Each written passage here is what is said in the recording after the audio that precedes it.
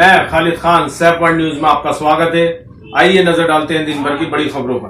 उत्तर प्रदेश के डिस्ट्रिक्ट बिजनौर के कस्बा शेरकोट के सैफ वर्ल्ड के कार्यालय पर आज हमारे साथ मौजूद हैं हुसैन अहमद अंसारी साहब, जो कि कांग्रेस के वरिष्ठ नेता हैं। और जैसा कि कई दिन से वसीम रिजवी, जो कि किसी मजहब से कोई ताल्लुक नहीं रखता, उसको शिया समुदाय ने भी उसको अपने मजहब से हटा दिया गया है, उसी के बारे में हम आज चर्चा करेंगे हुसैन अहमद अंसारी साहब से।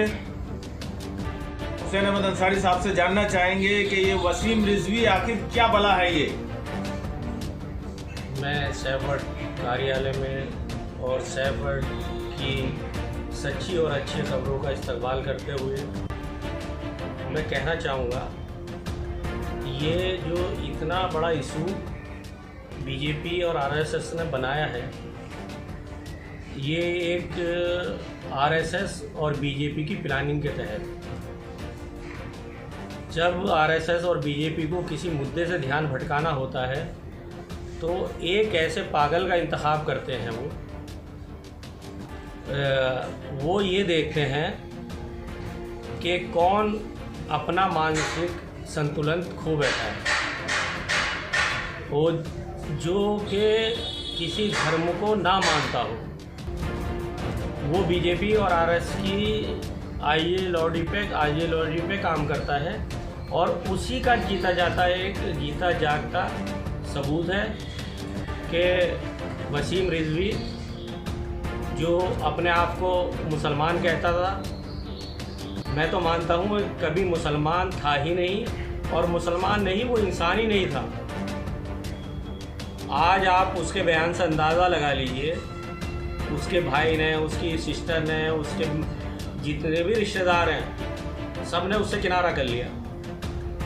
तो मैं तो इस चीज़ को ये मानता हूँ कि अगर कोई इंसान, अगर जिसको उसने बनाया है, उसे अल्लाह कह लो, भगवान कह लो, गॉड कह लो, कोई भी नाम दे दो, उसकी तरफ से जब वो किनारा करता है, वो अंदाज़ा नहीं हो पाता, तो फिर खुदा। और वसीम रिजवी भी उसी का एक जीता जागता उदाहरण है। अगर वसीम रिजवी को इस्लाम के ख़िलाफ़ कुछ बोलना ही था तो पहले वो हिंदू मज़हब अपना लेता, बल्कि मैं तो हिंदू मज़हब को भी नहीं कहता हूँ, वो अपने आप को कोई नाम ही नहीं बताता।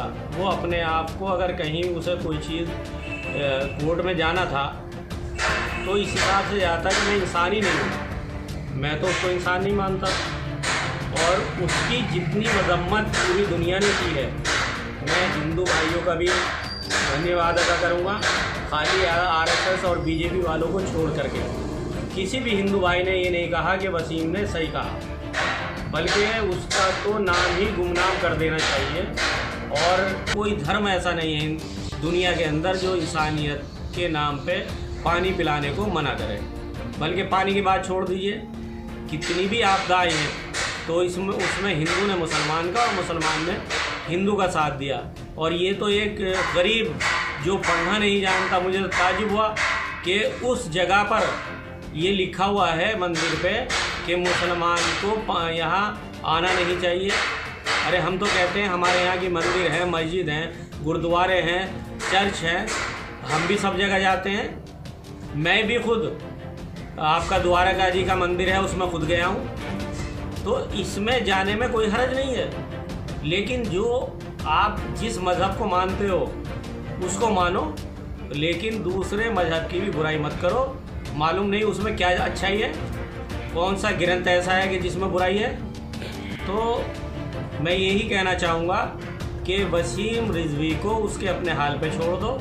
अल्लाह ताला उसे अपने आप ऐसा सबक देंगे कि दुनिया की मिसाल बनेगी, और मिसाल बन चुकी।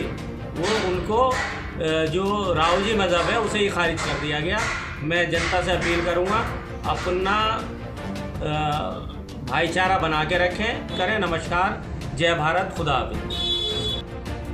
जैसा अभी आपने सुना हुसैन अहमद अंसारी साहब को, इसी तरह के पूरे हिंदुस्तान, और बल्कि हिंदुस्तान क्या, हिंदुस्तान से बाहर भी लोग इसकी मजम्मत कर रहे हैं। और ऐसा वसीम रिजवी इंसान दोबारा ना पैदा हो। किसी भी मज़हब में, किसी भी धर्म में इस तरह का इंसान नहीं होना चाहिए जो कि बड़े ग्रंथों पे अपनी होशियारी दिखाए, अपना आप को ज़्यादा काबिल बन के दिखाए। कैमरामैन उज़ैफा फरीदी के साथ खालिद खान, सैफ वर्ल्ड न्यूज़।